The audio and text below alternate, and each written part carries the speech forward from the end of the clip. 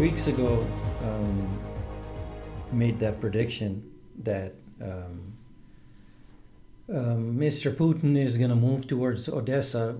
Well, who's that a surprise? No one is surprised by that.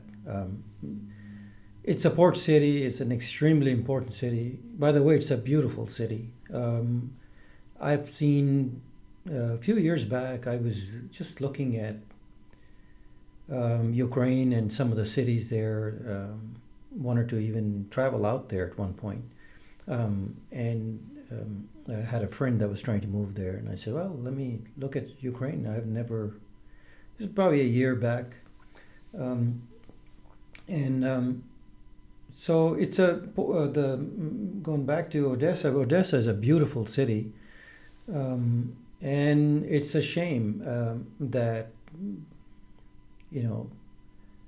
Putin is basically targeting it because it's a port city and it's an extremely important city to Ukraine. Lot of the grains and supplies and food that's sent out of Ukraine goes via Odessa, and it's extremely strategic city to conquer. Now in Putin's case, he's looking to basically cut Kiev, or the capital, from the southern part of Ukraine. So he has already taken Mariupol. By the way, Mariupol, there's still 100 people in there. Personally, I really feel, I know the mass media is saying that they're trying to, they're still fighting him, and I personally don't think they have anything to fight with. I think they're out of ammunition. I think they're terrified. They're basically scared to come out, and that's why there's about 100 people still in Mariupol in their steel plant. What a shame! The whole plant's basically parts of it is just demolished, and but it was important to the Russians to have that city of Mariupol, and now they're, as I predicted. Go back and look at my videos. I predicted as soon as he's done taking over Mariupol, he is going to target Odessa, because Odessa is a port city that supplies a lot of the food supplies that go out of Ukraine go out of Odessa, and if the Russians cut that part of Black Sea off for Ukraine, basically they're at that point relatively handicapped, so to speak. And so it's just a very strategic city for him to have, him meaning Putin again. I always try to clarify who I'm talking about, that way you don't feel like, who is he talking about? And so that's a given that he was going to target that, and a lot of the supplies that are coming into Odessa, coming into Ukraine, as far as not just food, but other supplies that are coming in there, are also coming in via the port city. Some of them are. A lot of them are coming in through land. Things that things Ukraine need to fight back. So right now, I'm watching the live feed on Odessa, because I have a live feed that I watch periodically, and I don't see anything happening right now in Odessa. It's very calm, but he's been bombarding it for the last couple of days there, especially just since yesterday. Heavy missiles were raining down on Odessa. So it's so unfortunate to see that city kind of get demolished now by the Russians. But it's important to the Russians, and I feel strongly that they're going to take it over. So, and they have to have that southern part of it, because that gives them a complete access, complete control over the southern and eastern part of Ukraine. So it's a no-brainer. I said that, I predicted that few videos ago that he's gonna target basically the port city of Odessa as soon as he's done with Mariupol. So no-brainer. It's not it doesn't take very much to predict that, but I did predict that a few weeks ago that he's going to start bombarding as soon as he's comfortable with, and more than likely right after May 9th, after he's declared his military missions, operations victory, so to speak. But I also predicted that he may actually make a declaration of war. Russians may actually declare war on Ukraine, because if you notice, during his speeches, he claimed that this was kind of a preemptive strike because NATO was working through Ukraine trying to harass him. But we know it's all just made up by the Russian propaganda, of course, and they're trying to make it look like they were provoked into this military operation or war. Of course, everyone knows it's a war. It's an invasion. It's not some military operation.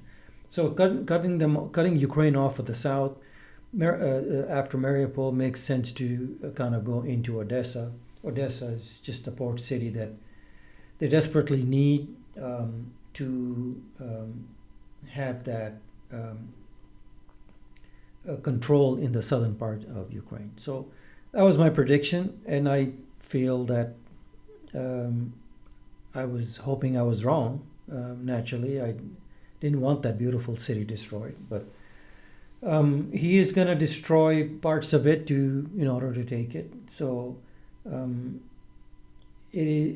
at this point, it's pretty predictable exactly in what he's going to do. So absolutely no-brainer there that he went into Odessa, and then right after Odessa is done, if he would probably focus on the breakaway part of Moldova and western Ukraine. So we have to watch that next, and I'm trying to see if there's anything coming out of there. But periodically I go back and forth as during the day I keep an eye on it to see what's going on, but in between my work. So typically nothing right now, but it's pretty calm in Odessa. But he was bombing. He was sending missiles through the. I believe they're coming out of the land, as far as I could tell. There's no way for me to tell from here, but from what the reports were, that it was basically Odessa was being bombarded with missiles. So we'll keep an eye on it. I'll keep you informed, and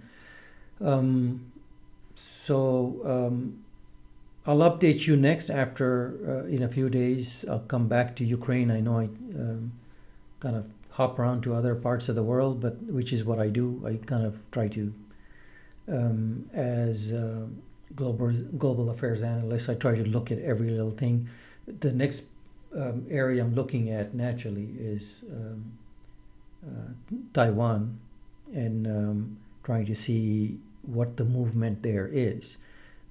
Because that's also in my analysis, I think China would try to move into Taiwan possibly middle of next year, 23, or towards the end of next year, end of 23, because at that point Xi Jinping he's watching the Russian invasion of Ukraine, trying to figure out what his moves are. And actually, he's learning, China's learning a lot from this invasion of Ukraine, because they kind of egged Putin on to try to figure out, well, let's see what happens. Let's learn from this thing and see So it's a great learning experience for the Chinese to figure out what the world did, how they did it, what's going on with the all the sanctions, and because sanctions really don't have very much effect. They do, but not like most people think that they would. They really don't. The countries want to bypass sanctions. They could do it very easily. Iran has been doing it for a long, long time. And Russia is pretty resourceful in many ways. There's a lot of countries still supporting